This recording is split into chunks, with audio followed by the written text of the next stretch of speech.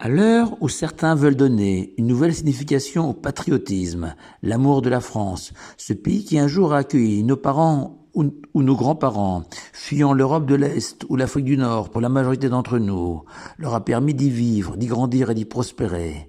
Cette France à laquelle nous, Juifs de France, avons tous de la reconnaissance et de l'amour. Cette France que nous bénissons chaque Shabbat, conformément à la recommandation du prophète Jérémie. Cette France dont le président de la République, Jacques Chirac, au nom de la nation tout entière, a eu l'extraordinaire courage de reconnaître qu'elle nous avait trahis durant la Deuxième Guerre mondiale. Cependant, est-ce qu'aimer la France implique qu'on ne doive manger que des produits du terroir français et s'abstenir de goûter à une pizza italienne ou à une paella espagnole? Est-ce qu'aimer la France implique qu'on ne lise que les grands auteurs français, Rabelais ou Victor Hugo, et que renonce à tous les géants de la littérature mondiale, tels Shakespeare ou Cervantes? Est-ce qu'aimer la France implique que l'on ne découvre lors de nos vacances que Biarritz, la Côte d'Azur ou toutes les belles villes et villages de France et que l'on se prive de Rome, New York ou Jérusalem, tous ces sites est classé au patrimoine mondial de l'humanité? Est-ce qu'aimer la France implique qu'on ne joue qu'à la pétanque et qu'on bannisse le football et les échecs, jeux venus de l'étranger?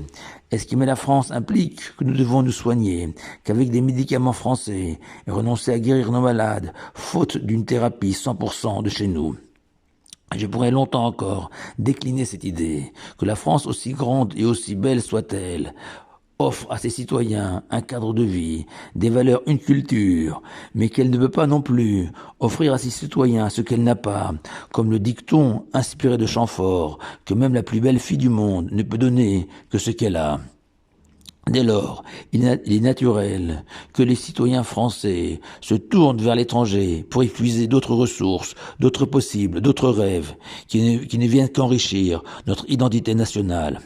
Or, notre paracha de la semaine, Chaye Sarah, est la première de la Torah à décrire l'importance que donne le judaïsme à l'enterrement du corps d'une personne décédée, que ce cadavre, qui a priori n'a plus aucune utilité, doit être dignement porté en terre, et qu'en aucun cas on s'en débarrassera en l'incinérant par exemple. Signalons que nombre de nos décisionnaires modernes se montrent très sévères à l'égard de cette pratique mortuaire de plus en plus répandue aujourd'hui, et interdisent même d'enterrer les cendres d'une personne incinérée dans un cimetière juif. Non, selon la loi juive, c'est une mitzvah d'ordre thoraïque que d'enterrer un corps mort, selon les mots de la Torah elle-même, dans le livre de Devarim, au sujet d'une personne lapidée, car enterré, tu l'enterreras.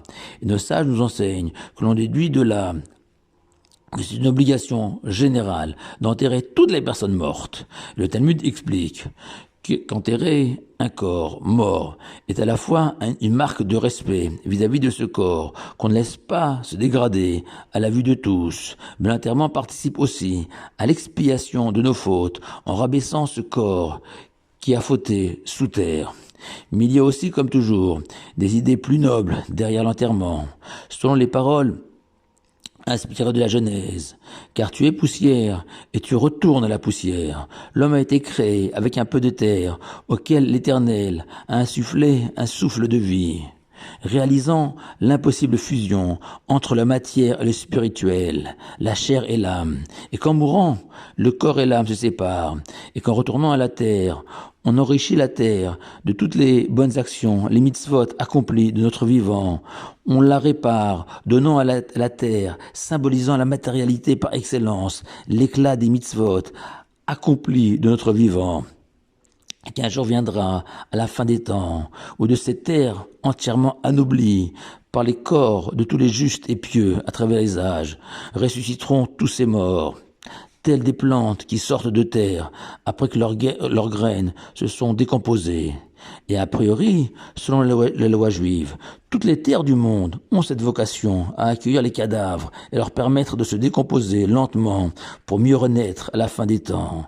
C'est ainsi que dans le monde entier, depuis l'Europe de l'Est jusqu'en Afrique du Nord, en passant par l'Irak, d'immenses sages y sont enterrés et y reposent en paix.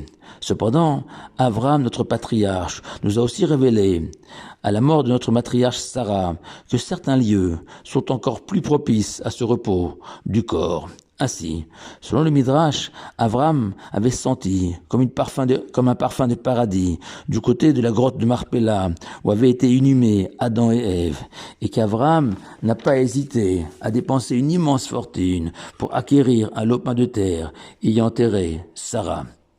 Et de manière plus générale, le judaïsme prête à toute la sainte terre d'Israël cette qualité de servir de lieu idéal pour les personnes qui y reposent.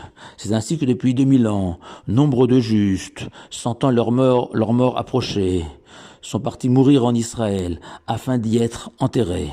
Le premier à nous donner cet exemple est Joseph, le fils de Yaakov, qui après avoir vécu quasiment toute sa vie en Égypte, et avoir régné en tant que vice-roi, et avoir sauvé l'Égypte de la famine, et lui permettre de rester pendant des siècles le phare de l'humanité, Joseph a demandé au Pharaon de permettre à ses enfants et ses frères de l'enterrer au pays des Canaan.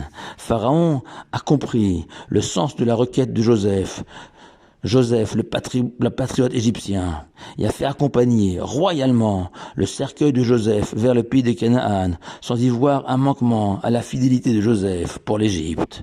C'est un peu triste que près de 4000 ans plus tard, certains ont oublié Pharaon. 2 remarques importantes pour terminer.